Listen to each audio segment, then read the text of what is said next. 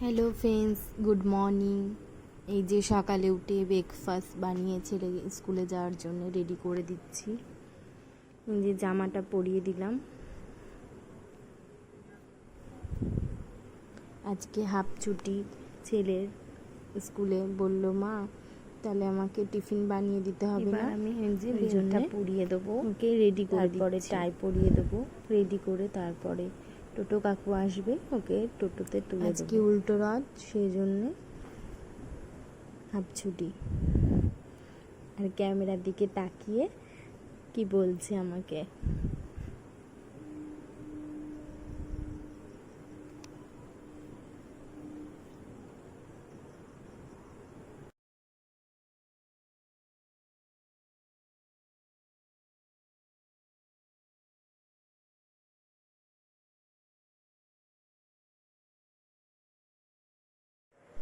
বারান্দায় জুতোটা আছে, এই যে জুতোটা নিয়ে আসলাম।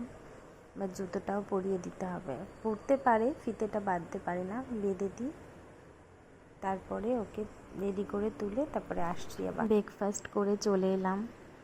এই যে বিছনা গোছানো হয়ে গেছে। এবার ড্রেসিং টেবিলটা মুছে নিচ্ছি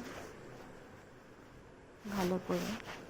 প্রচণ্ড ধুলো পড়ে, ডেলি মুছি তবুও ধুলো।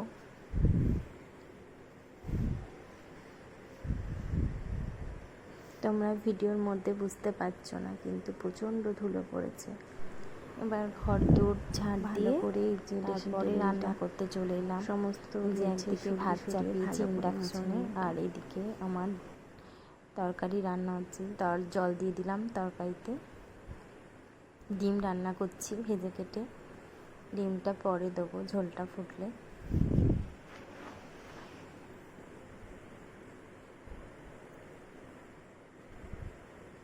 আর একদিকে আমার পটল ভাজা হচ্ছে।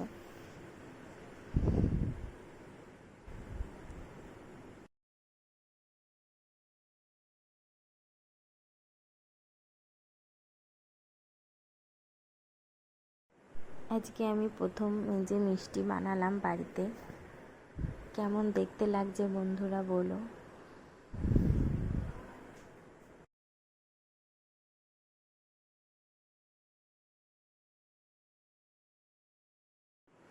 এই যে মিষ্টিগুলো নামিয়ে নিলাম, যে পাত্রের মধ্যে নামিয়ে রাখছি একটা একটা করে। এই যে চিনির শিরাটাও ঢেলে রাখবো ওর মধ্যে। এখন গরম রয়েছে মিষ্টিটা।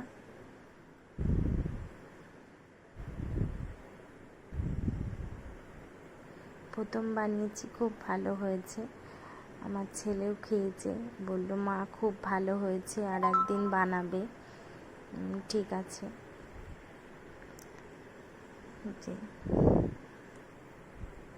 বন্ধুরা বলো কেমন হয়েছে দেখতে মিষ্টিগুলো। অনেক ছোট ছোট ছানার গোল্লাগুলো দিয়েছিলাম, কিন্তু দেখো ফুলে কত বড় বড় হয়ে গেছে। প্লিজ আমার ভিডিওটা যদি তোমাদের ভালো লেগে থাকে তাহলে একটা লাইক কমেন্ট